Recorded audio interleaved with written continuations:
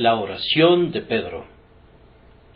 Viendo esto, Simón Pedro cayó de rodillas ante Jesús, diciendo: Apártate de mí, Señor, porque soy hombre pecador. Lucas 5:8. Los discípulos habían estado pescando toda la noche, pero ya habían dejado de pescar, habían descendido de sus barcas y estaban remendando sus redes. Un extraño se acerca. Probablemente lo habían visto antes y recordaban lo suficiente de él como para sentir respeto. Aunado a eso, el tono de voz con que les habló y su porte de inmediato subyugaron su corazón. Él pidió prestada la barca de Simón Pedro y predicó un sermón a una multitud atenta. Cuando terminó de hablar, como para demostrar que no pediría prestada la barca sin darles su pago, les ordenó que bogaran mar adentro y echaran otra vez las redes. Así lo hicieron, y en vez de llevarse una decepción, de inmediato encerraron una gran cantidad de peces, tantos que las barcas no podían contenerlos. La red no era lo suficientemente fuerte y comenzó a romperse. Sorprendido por este extraño milagro, y probablemente sobrecogido por la figura majestuosa de ese personaje sin par que lo había realizado, Simón Pedro se consideró sumamente indigno de estar en tal compañía, y cayó de rodillas, suplicando esta extraña oración: Apártate de mí, Señor, porque soy hombre pecador. Por tanto, deseo que, en primer lugar, oigamos la oración según la peor interpretación que podamos darle. Es siempre incorrecto dar la peor interpretación a las palabras de alguien, y por tanto no pretendemos hacerlo, excepto a manera de licencia. Únicamente por unos momentos vamos a considerar lo que podría llegar a pensarse de estas palabras. Cristo, por supuesto, no interpretó a Pedro de esta manera. Él entendió el mejor sentido a la frase. Pero si algún criticón hubiese estado allí, ¿le habría dado una incorrecta interpretación a esta petición? Apártate de mí, Señor, porque soy hombre pecador. Los impíos oran virtualmente con este tipo de oración. Cuando el Evangelio llega a ciertas personas y perturba sus conciencias, dicen: Sigue tu camino por hoy. Cuando haya una ocasión más conveniente, te buscaré. Cuando algún predicador problemático les habla de sus pecados, cuando pone una verdad quemante en sus conciencias y los sacude de tal manera que no pueden dormir ni descansar, se enojan mucho con ese predicador y con la verdad que él tenía la obligación de predicarles. Y si ellos no le piden que se aparte de su camino, son ellos los que se apartan, lo que equivale a lo mismo, y el espíritu es: no queremos abandonar nuestro pecado, no podemos desprendernos de nuestros prejuicios, de nuestras más queridas concupiscencias, y tener que partir alejándonos de nuestras costas. Déjennos en paz. ¿Qué tienes con nosotros, Jesús, Hijo de Dios? ¿Has venido acá para atormentarnos antes de tiempo?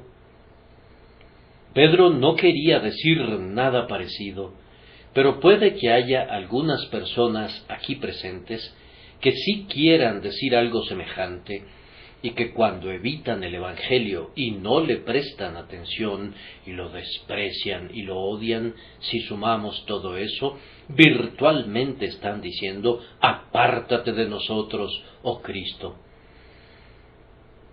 Ay, me temo que hay algunos cristianos que de hecho, no diré que intencionalmente, realmente dicen esta oración. Por ejemplo, si un creyente en Cristo se expone a la tentación, si busca el placer que se mezcla con el pecado, si abandona las reuniones de los santos y encuentra consuelo en la sinagoga de Satán, si su vida es inconsistente en la práctica y también se vuelve inconsistente en virtud de su descuido de los deberes santos, de las ordenanzas, de la oración privada, de la lectura de la palabra y de cosas semejantes, ¿acaso ese cristiano no estaría diciendo: apártate de mí, Señor? El Espíritu Santo mora en nuestros corazones y gozamos de su presencia consciente si somos obedientes a sus amonestaciones.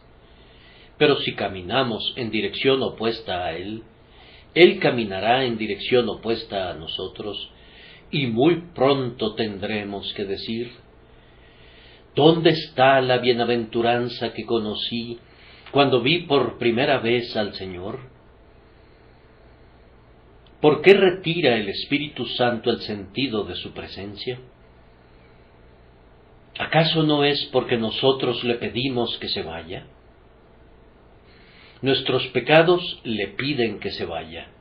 Nuestras Biblias no leídas le piden a grandes voces, por decirlo así, que se vaya. Tratamos al sagrado huésped como si estuviéramos cansados de él, y él percibe esta insinuación y esconde su faz, y luego nos afligimos y comenzamos a buscarlo de nuevo. Pedro no hace eso, pero nosotros sí. ¡Ay, cuán a menudo debemos decir: oh Santo Espíritu, perdónanos por haberte vejado de tal manera, por haber resistido tus advertencias, por haber apagado tus dictados y por haberte contristado! Regresa a nosotros y habita con nosotros para siempre. Esta oración, en su peor interpretación, es ofrecida en la práctica por algunas iglesias cristianas. Yo creo que cualquier iglesia cristiana que se vuelva desunida, de tal forma que sus miembros no tengan un verdadero amor los unos por los otros, repite esa horrible súplica por esa misma falta de unidad. Es equivalente a que esa iglesia diga: apártate de nosotros, espíritu de unidad. Tú únicamente habitas donde hay amor, nosotros quebrantamos tu reposo, apártate de nosotros. El Espíritu Santo se deleita en morar con un pueblo que es obediente a su enseñanza, pero hay iglesias que no quieren aprender, rehúsan cumplir la voluntad del Señor o aceptar la palabra del Señor. Tienen otras normas, algún libro de hombres, y en las excelencias de la composición humana olvidan las glorias de la composición divina. Ahora, yo creo que allí donde cualquier libro, cualquiera que sea puesto por encima o al lado de la Biblia, o donde cualquier credo o catecismo, independientemente de cuán excelentes sean puestos a la par de esa perfecta palabra de Dios, cualquier iglesia que haga eso, de hecho, está diciendo: apártate de nosotros, Señor. Y cuando se trata de un error doctrinal real, particularmente de esos errores dolorosos de los que escuchamos hoy día, tal como la regeneración bautismal y las doctrinas afines a ella, por decirlo así, es una terrible imprecación que pareciera decir: vete de nosotros, oh Evangelio, vete de nosotros, oh Espíritu Santo, danos señales y símbolos y eso basta, pero apártate de nosotros, oh Señor, estamos contentos sin ti. En cuanto a nosotros como iglesia, podemos decir en la práctica esta oración.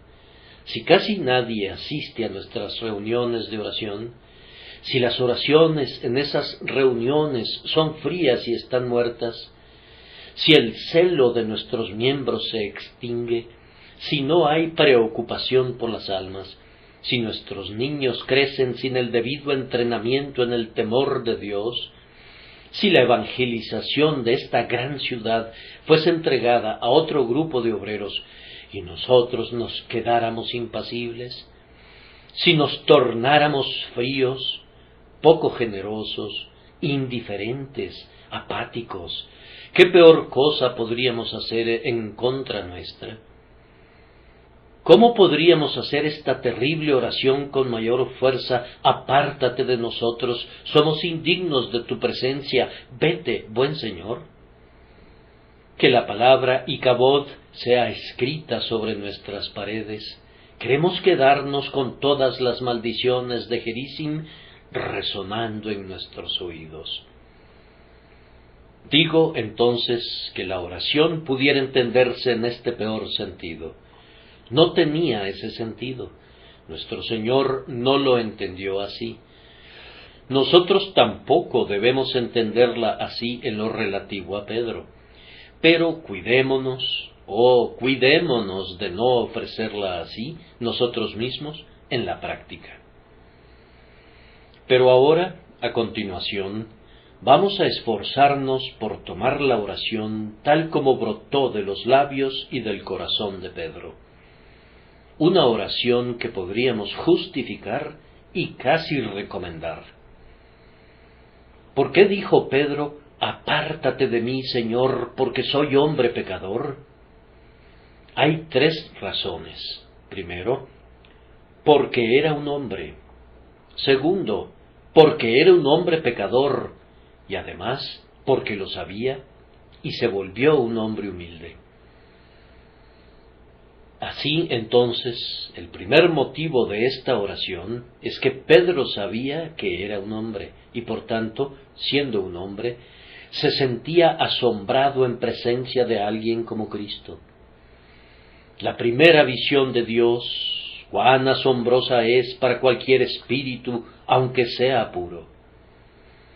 Yo supongo que Dios nunca se reveló completamente, no se podría haber revelado completamente a ninguna criatura, independientemente de cuán elevada fuera su capacidad.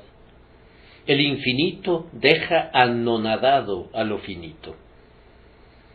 Ahora, allí estaba Pedro, contemplando por primera vez en su vida, de una manera espiritual, el sumo esplendor y gloria del poder divino de Cristo. Miró esos peces y de inmediato recordó la noche de trabajo agotador en la que ningún pez recompensó su paciencia, y ahora los veía en grandes cantidades en la barca, y todo como resultado de este hombre extraño que estaba sentado allí, después de haber terminado de predicar un sermón todavía más extraño, que condujo a Pedro a considerar que nadie antes había hablado así. No sabía cómo ocurrió, pero se sintió avergonzado, temblaba y estaba asombrado ante esa presencia. No me sorprende, pues leemos que Rebeca, al ver a Isaac, descendió de su camello y cubrió su rostro con un velo, y leemos que Abigail, al encontrarse con David, se bajó prontamente del asno y se postró sobre su rostro diciendo, Señor mío, David. Y encontramos a Mefiboset, despreciándose en la presencia del rey David, llamándose a sí mismo un perro muerto. No me sorprende que Pedro, en la presencia del Cristo perfecto, se abatiera hasta volverse nada, y en su primer asombro ante su propia nada y la grandeza de Cristo, casi no supiera qué decir, como alguien aturdido y deslumbrado por la luz, perturbado a medias, e incapaz de reunir sus pensamientos y ponerlos en un determinado orden. El mismísimo primer impulso fue como cuando la luz del sol golpea el ojo, y es una llamarada que amenaza con cegarnos.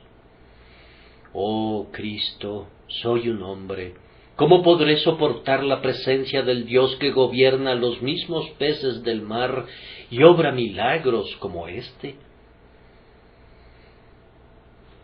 Su siguiente motivo fue, ya lo he dicho, porque era un hombre pecador, y hay en ello algo de alarma mezclada con asombro.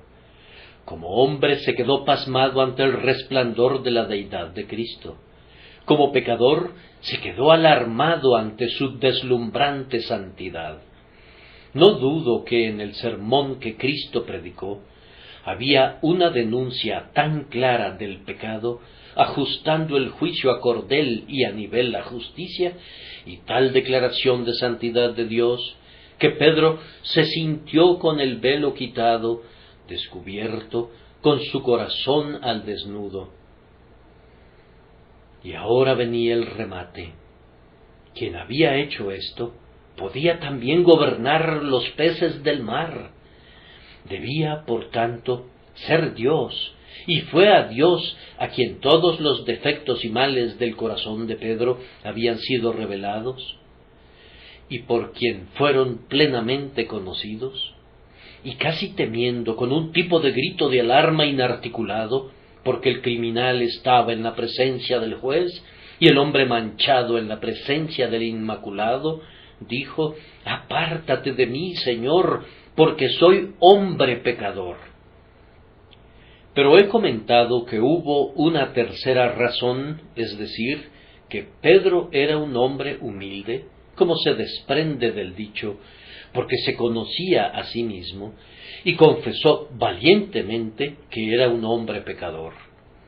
Ustedes saben que a veces ha habido personas en el mundo que súbitamente descubrieron que algún rey o príncipe se acercaba a su pequeña casucha, y la buena ama de casa, cuando el mismo rey era el que venía a su choza, sentía como si el lugar en sí era tan inconveniente para él, que aunque ella hiciera lo mejor posible para su majestad y estuviera contenta en su alma porque él honraría su casa con su presencia, no podía evitar decir: «Oh, que su majestad hubiera ido a otra casa más digna, que hubiera ido a la casa del hombre importante que está un poco más adelante, pues yo soy indigna de que su majestad venga aquí». Así Pedro sintió como si Cristo se rebajara casi al venir a él, como si fuera algo demasiado bueno de parte de Cristo, demasiado grande, demasiado amable, demasiado condescendiente, y parece que quiso decir: «Ve a un lugar más elevado, Señor, no te sientes en este lugar tan bajo, en mi pobre barca, en medio de estos pobres peces torpes. No te sientes aquí, pues tú tienes el derecho de sentarte en el trono del cielo, en medio de los ángeles que cantarán tus alabanzas día y noche. Señor, no te quedes aquí, ve arriba, toma un mejor asiento, un lugar más elevado. Siéntate entre seres más nobles, que sean más dignos de ser bendecidos con las sonrisas de su majestad». ¿No creen ustedes que quiso decir eso? Si están de acuerdo, no solamente podemos disculpar su oración, sino inclusive alabarla, pues hemos sentido lo mismo. «Oh», hemos dicho, ¿acaso habita Jesús con unos cuantos pobres hombres y mujeres que se han reunido para orar en su nombre? Oh, ciertamente no es un lugar lo suficientemente bueno para él. Él debe tener el mundo entero y a todos los hijos de los hombres cantando sus alabanzas. Él debe tener el cielo, incluso el cielo de los cielos. Que los querubines y serafines sean sus siervos, y los arcángeles desaten el calzado de sus pies, que se eleve al trono más elevado de gloria, y que se siente allí, y que no lleve más la corona de espinas, que no sea despreciado ni rechazado más, que sea adorado y reverenciado por siempre y para siempre. Pienso que hemos sentido eso, y si es así, podemos entender lo que sintió Pedro: «Apártate de mí, Señor, porque soy hombre pecador». Ahora, hermanos y hermanas, hay momentos en los que estos sentimientos, si no pueden ser admirados en nosotros, son sin embargo disculpados por nuestro Señor, y tienen de todas formas algo en ellos que Él mira con satisfacción. ¿Quieren que les mencione uno? Algunas veces un hombre es llamado a una eminente posición de utilidad, y conforme el panorama se abre ante él, y ve lo que tendrá que hacer, y con qué honor el Señor se agrada en cubrirlo, es muy natural, y pienso que es casi espiritual, que se sobrecoja y diga: ¿quién soy yo para ser llamado a una obra como esta? Mi Señor, yo estoy dispuesto a servirte, pero, no soy digno. Como Moisés, que estaba lo suficientemente contento de ser el siervo del Señor, y sin embargo dijo, y lo dijo de corazón: Señor, soy tardo en el habla, soy hombre inmundo de labios, ¿cómo puedo hablar de ti? O como Isaías, que se regocijó en decir: heme aquí, envíame a mí, pero que sentía: ay de mí, porque soy hombre incircunciso de labios, ¿cómo podré ir?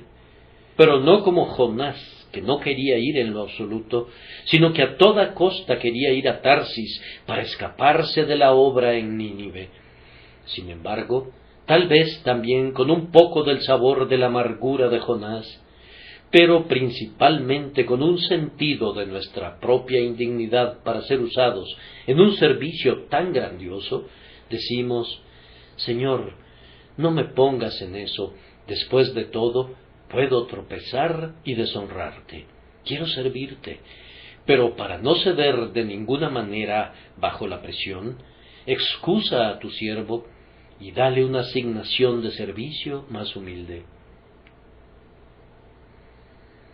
Ahora, yo digo que no debemos orar de esa manera, pero aún así, aunque hay algo indebido allí, hay un sedimento de bien que Cristo percibirá en el hecho de que vemos nuestra propia debilidad y nuestra propia incapacidad. Él no se enojará con nosotros, sino que, cribando el grano de la paja, aceptará la parte buena de nuestra oración y perdonará la parte mala.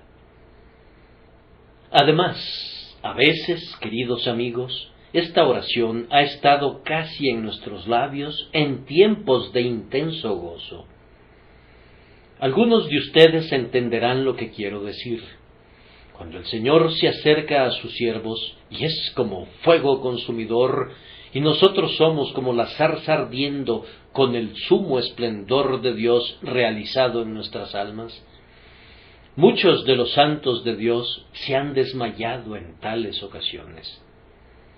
Ustedes recuerdan que el señor Flavel nos relata que andando a caballo en un largo viaje a un lugar donde iba a predicar, tuvo tal sentido de la dulzura de Cristo y de la gloria de Dios que no supo dónde estaba, y se quedó sentado en su cabalgadura durante 2 horas, y el caballo sabiamente también se quedó quieto.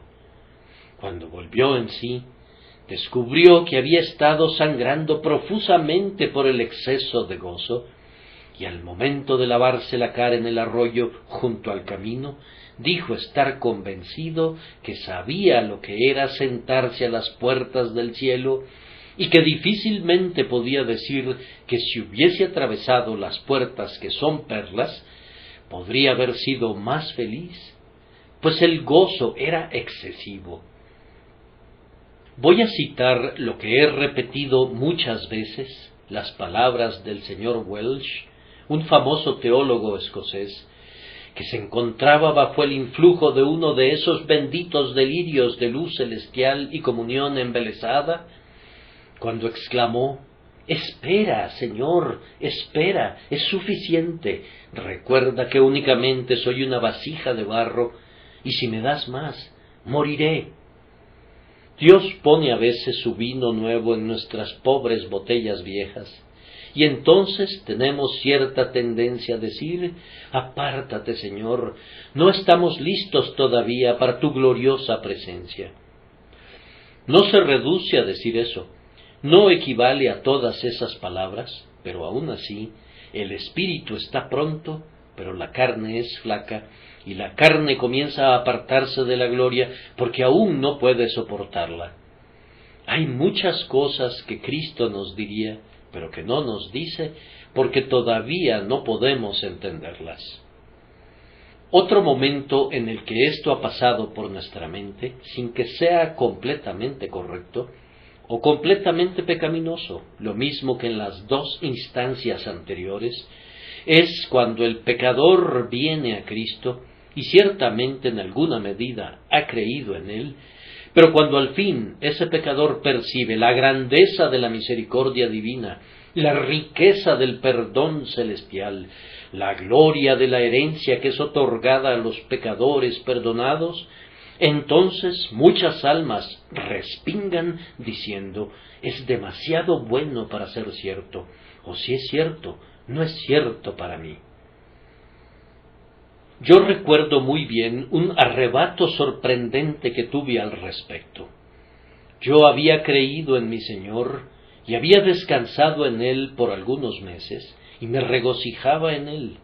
Y un día, mientras me gozaba de las delicias de ser salvo y me regocijaba en las doctrinas de la elección, la perseverancia final y la eterna gloria, pasó por mi mente esta pregunta: ¿y todo esto para ti? ¿Un perro muerto como tú? ¿Cómo puede ser eso? Y durante un tiempo fue una tentación tan fuerte que no podía superarla. Era como decir espiritualmente, apártate de mí, soy un pecador demasiado grande para que estés en mi barca, demasiado indigno de tener tales bendiciones sin precio como esas que tú me traes. Ahora, yo digo que eso no es completamente erróneo ni completamente correcto. Hay allí una combinación y podemos disculparlo y de alguna manera alabarlo, pero no enteramente. Hay otros momentos en los que el mismo sentimiento puede atravesar nuestro ser, pero no puedo detenerme a especificarlos. Puede haber ocurrido con algunos de ustedes aquí, y les pido que no se preocupen demasiado, ni que tampoco se excusen completamente, sino que continuemos en la siguiente enseñanza de esta oración, una oración que necesita enmiendas y correcciones.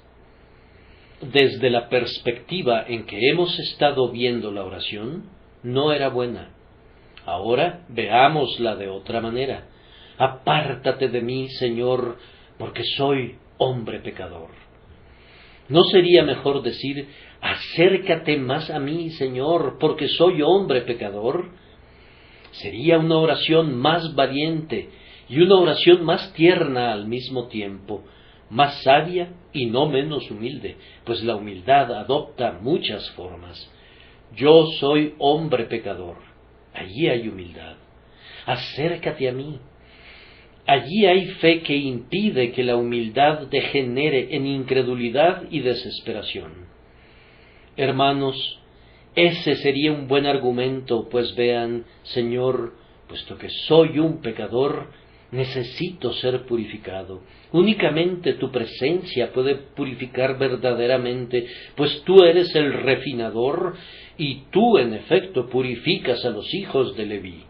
Únicamente tu presencia puede limpiar, pues el aventador está en tu mano, y únicamente tú puedes limpiar tu era. Tú eres como fuego de refinador o como jabón de lavador. Acércate a mí entonces, Señor, pues soy hombre pecador, y no quiero ser ya más un pecador. Ven, lávame de mi iniquidad, para que pueda ser limpio, y que tu fuego santificador cubra por completo mi naturaleza, hasta que hayas quemado en mí todo lo que sea contrario a tu mente y a tu voluntad.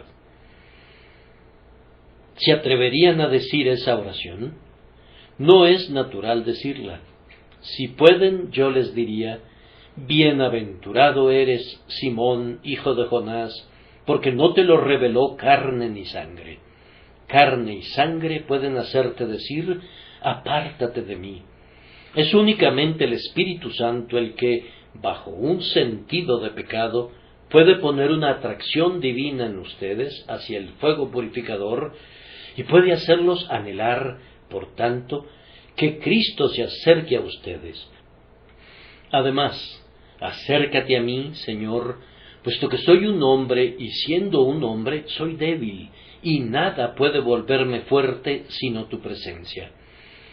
Soy un hombre tan débil que si tú te apartas de mí, desfallezco, me caigo, me consumo, me muero. Acércate a mí entonces, oh Señor, para que por tu fuerza yo pueda ser animado y hecho apto para el servicio. Si tú te apartas de mí, no puedo servirte de ninguna manera. ¿Se levantarán los muertos para alabarte?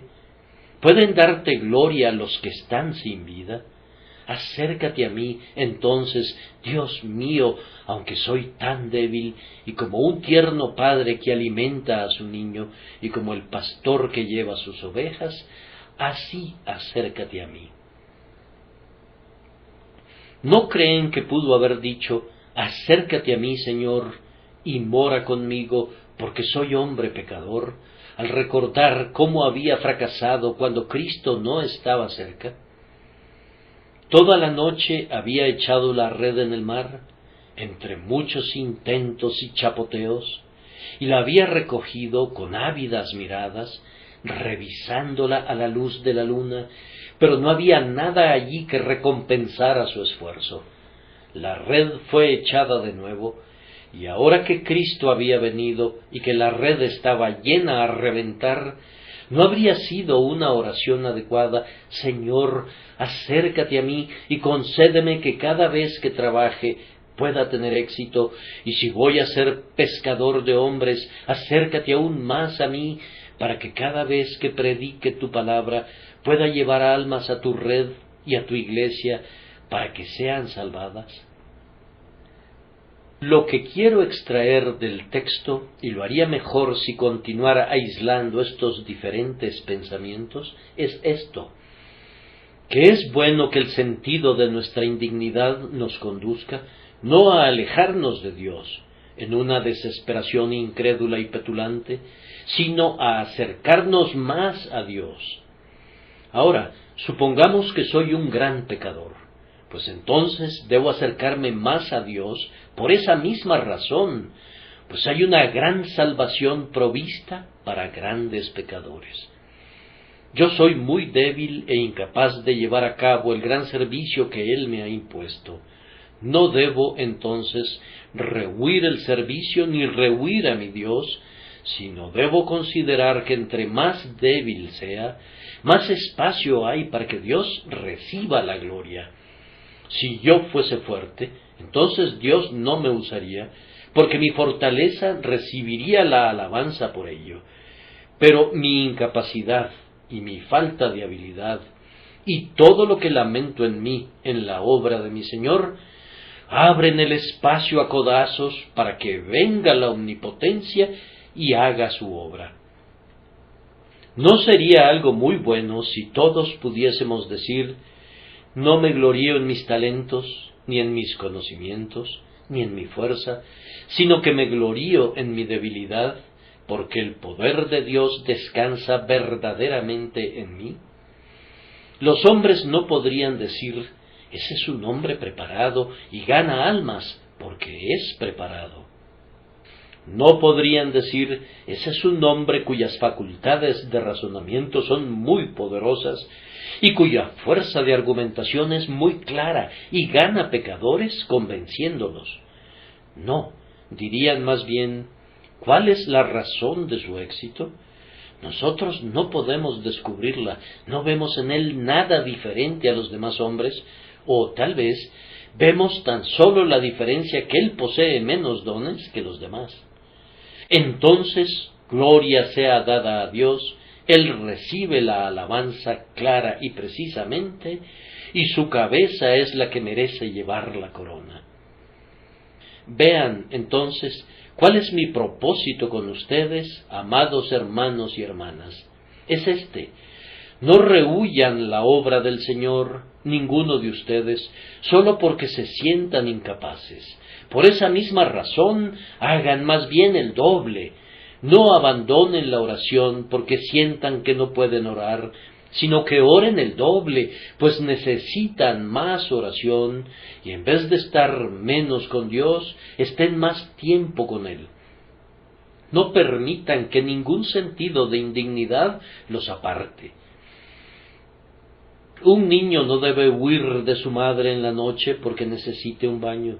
Sus hijos no se mantienen alejados de ustedes porque tengan hambre o porque tengan sus ropas rotas, sino que se acercan a ustedes precisamente por esas necesidades. Ellos vienen porque son sus hijos, pero vienen más frecuentemente porque son hijos necesitados, porque son hijos afligidos. Que cada necesidad, cada dolor, cada debilidad, cada tristeza, cada pecado los conduzcan a Dios. No digan, apártate de mí. Es algo natural que lo digan y no algo que deba ser condenado por entero, pero es algo glorioso, es algo que honra a Dios, es algo sabio decir al contrario: ven a mí, Señor, acércate a mí, porque soy hombre pecador y sin tu presencia estoy totalmente arruinado. No diré nada más, pero anhelo que el Espíritu Santo lo diga a algunas personas presentes en esta casa, que desde hace tiempo han sido invitadas a venir y poner su confianza en Jesús, pero que siempre han argumentado como razón para no venir que son demasiado culpables, o que están demasiado endurecidos, o demasiado algo, o demasiado lo otro. Es extraño que cuando un hombre encuentra una razón para venir, otro encuentra una razón para permanecer alejado.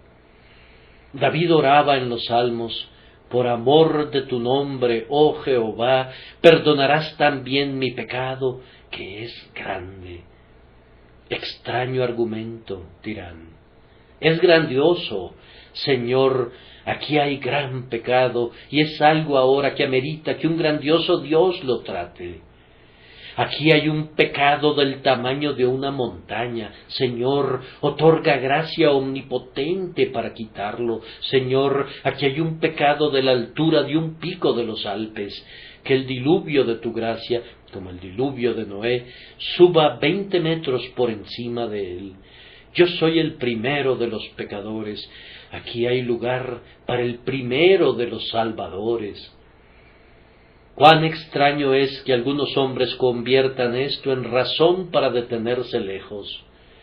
Este cruel pecado de incredulidad es cruel para ustedes mismos. Han desechado el consuelo que podrían disfrutar. Es cruel para Cristo, pues no hay dolor que lo haya herido más que ese pensamiento duro, poco generoso, que Él no está dispuesto a venir. Crean que nunca está más contento que cuando tiene abrazado a su Efraín contra su pecho, como cuando dice: tus muchos pecados te son perdonados. Confía en Él. Si pudieras verlo, no podrías evitar confiar en Él.